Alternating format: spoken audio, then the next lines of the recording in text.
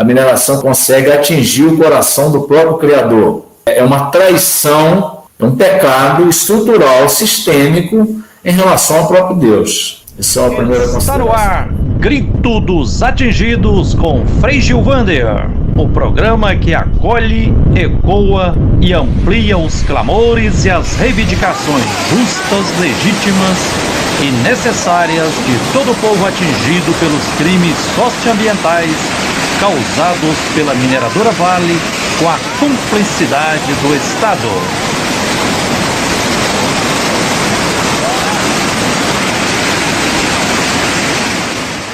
Não precisa dizer que o Dom Vicente sabe muito bem que é uma alegria muito grande para nós, para todas as comunidades atingidas, ter a presença firme, arrojada, sendo bom pastor, cuidando das ovelhas feridas e também enfrentando os lobos ferozes e tendo a coragem de contrariar muitos interesses. Então, Dom Vicente, sem mais agora, meu irmão, a palavra é com você.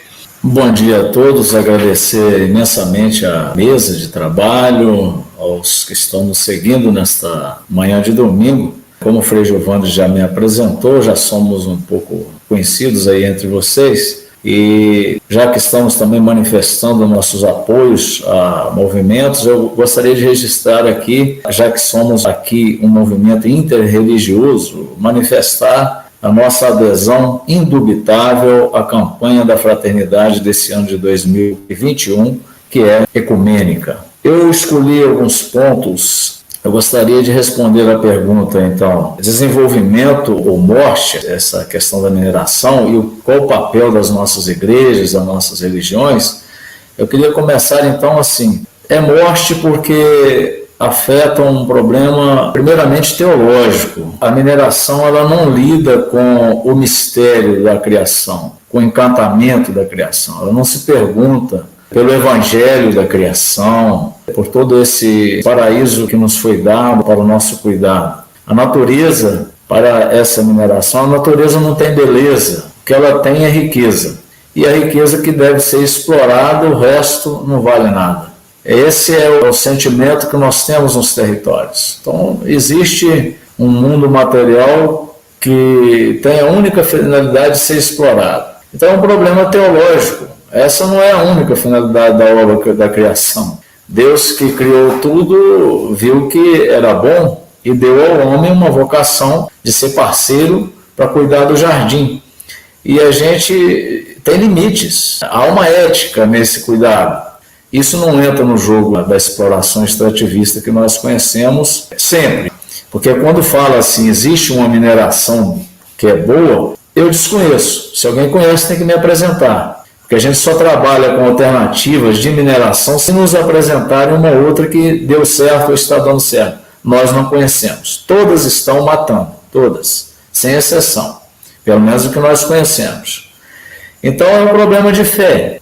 Isso tem tudo a ver com a nossa questão religiosa. Se cremos num mistério maior, se cremos numa obra maior, inclusive que Laudato Si diz que a natureza não é só para ser explorada, mas ela é para ser um lugar de desfrute, não é uma questão de viver bem, mas é uma questão do bem viver. Então nós temos que passar aqui um cadinho da nossa fé e dizer que mata, inclusive por esse aspecto teológico. Não é só uma questão material, é também a mineração consegue atingir o coração do próprio Criador. É uma traição, é um pecado estrutural, sistêmico em relação ao próprio Deus. Essa é a primeira consideração que eu faço. O segundo, mata a partir de um ponto de vista antropológico, humano, nosso lugar nesse planeta, porque onde há mineração não há nenhuma soberania das comunidades. O que há é uma servidão, que sempre houve uma servidão, de um lucro em nome de poucos acionistas, de gente que a gente nem conhece e que não trabalham, só especulam, à custa da vida dos trabalhadores e à custa da morte das comunidades e suas tradições. Eu lembro aqui um estudo muito bonito de Henrique Dussel, que é 1492, o encobrimento do outro, a origem do mito da modernidade, em que se denuncia já há tanto tempo esse mito da modernidade com o descobrimento das Américas, que nada mais foi do que o encobrimento da América. Porque aqui não tinha índios, como a gente diz, aqui tinha civilizações.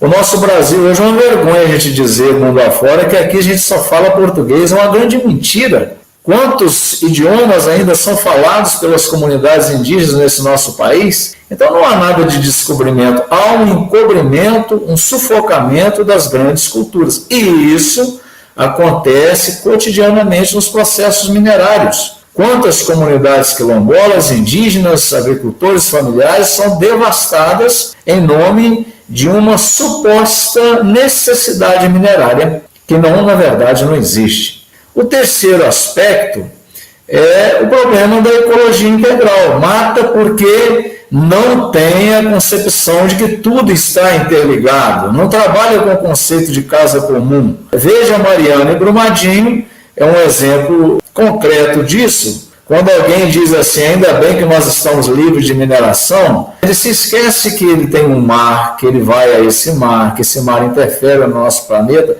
Ninguém hoje está isento dos danos da mineração. A bacia do Paraupeba está destruída, a bacia do Rio Doce está destruída, todo o nosso conjunto de vida está comprometido. Portanto, também o terceiro aspecto de que a mineração não conhece ecologia integral, trabalha como se as coisas fossem pontuais. Vamos destruir essa terra, essa serra, vamos minerar aqui, vamos poluir esse rio, como se nada pudesse acontecer. E a gente está aí diante de uma pandemia dessa que é a prova cabal de que tudo está interligado. E se nós não cuidarmos do nosso planeta, a gente está colocando a nossa própria espécie em risco.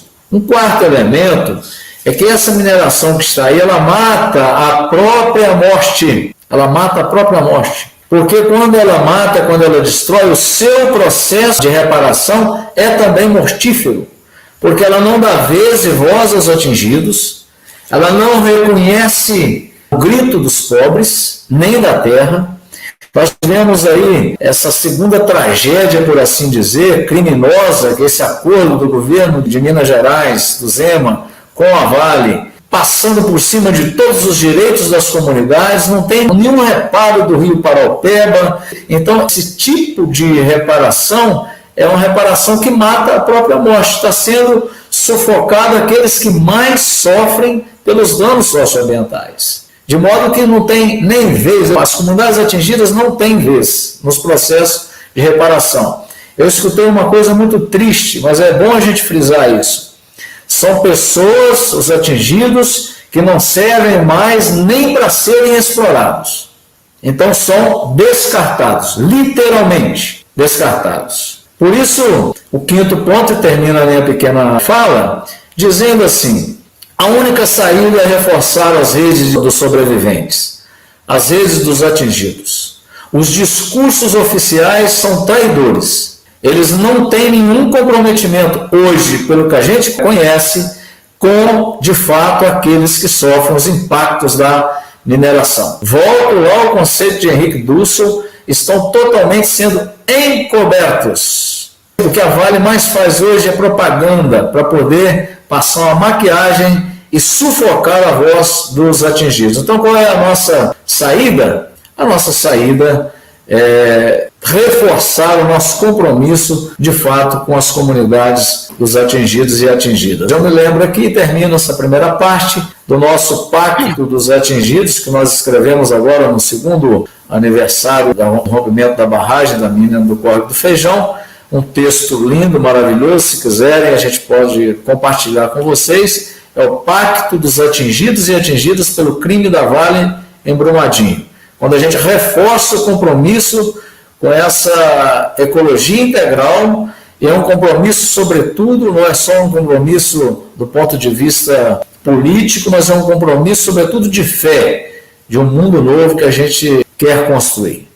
Muito obrigado, Dom Vicente. Que beleza termos o Dom Vicente como irmão, companheiro, como pastor, como profeta nessa luta, com sensatez, com firmeza, cabeça erguida, dizendo o que precisa ser dito em nome da defesa da dignidade da pessoa humana, da dignidade de todo ser vivo, de toda a natureza. Somos todos um, conectados, interligados na casa comum.